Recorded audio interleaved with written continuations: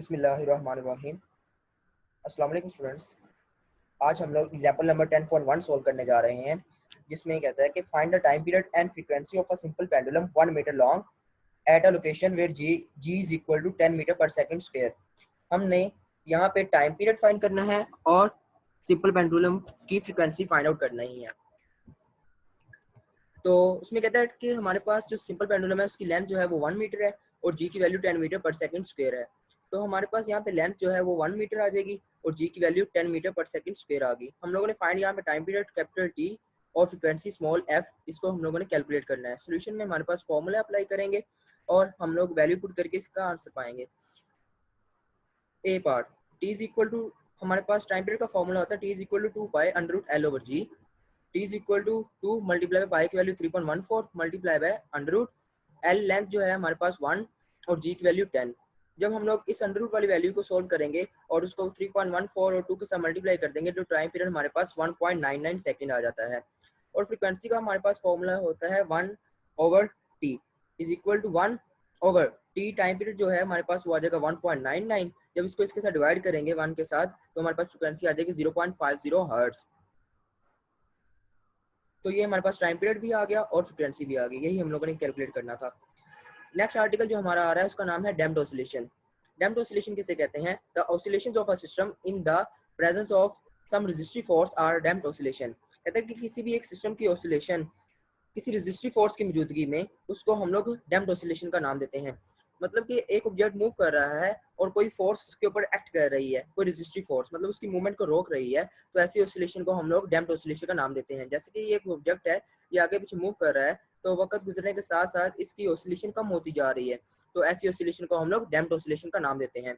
Vibratory motion of ideal system in the absence of any friction और resistance continues indefinitely under the action of a restoring force. कहता है कि एक ideal system जो होता है, आइडियल सिस्टम वो होता है जिसके ऊपर कोई फोर्स एक्ट ना कर रही हो, मतलब कोई रेजिस्टिव फोर्स भी ना हो, कोई फ्रिक्शन की फोर्स भी ना हो। तो कहता है कि वो ऑब्जेक्ट जो होता है रिस्टोरिंग फोर्स के जरिए सर अनलिमिटेड, इनडेफिनेटली मतलब अनलिमिटेड मूव करता रहता है। Practically in all systems the force of friction retards the motion.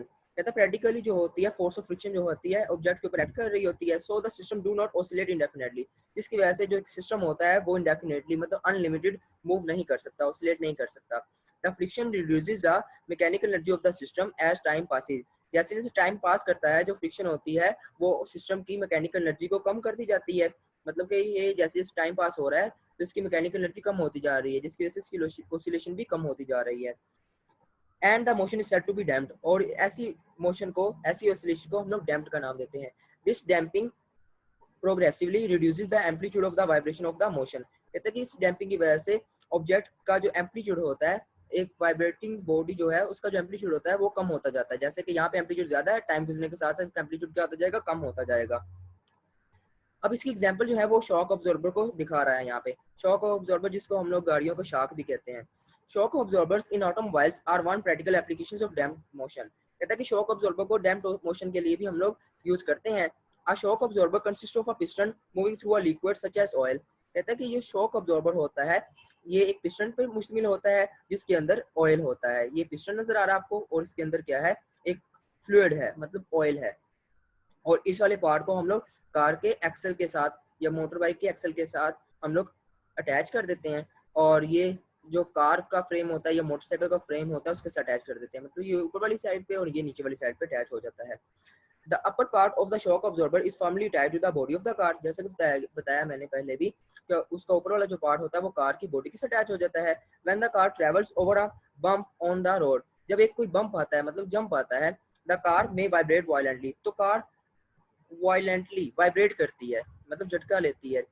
The shock absorber damp these vibrations. Shock absorber जो होता है वो इन वाइब्रेशंस को डैम्प करता है मतलब कम करता है। And convert their energy into heat energy of the oil, और अपनी एनर्जी जो मैकेनिकल एनर्जी होती है वो कन्वर्ट हो जाती है ऑयल की हीट एनर्जी में। मतलब कि जब गाड़ी चलती है तो कोई जंप आता है तो ये शॉक ऑब्जॉर्बर जो होता है, ये जो पिस्टन होता है ये इसके अंदर मूव करता है और इस तरह से आहिस्ता, पहले तेजी से मूव करता है फिर इसकी ऑसिलेशन आहिस्ता होती जाती है और रुक जाती है, जिसकी वजह से हमें झटका जो होता है इतना ज़्यादा फील नहीं होता। तो यही हमारा आज का आर्टिकल था। उम्मीद है कि आप लोगों को अच्छी तरह से समझ आ गई होगी।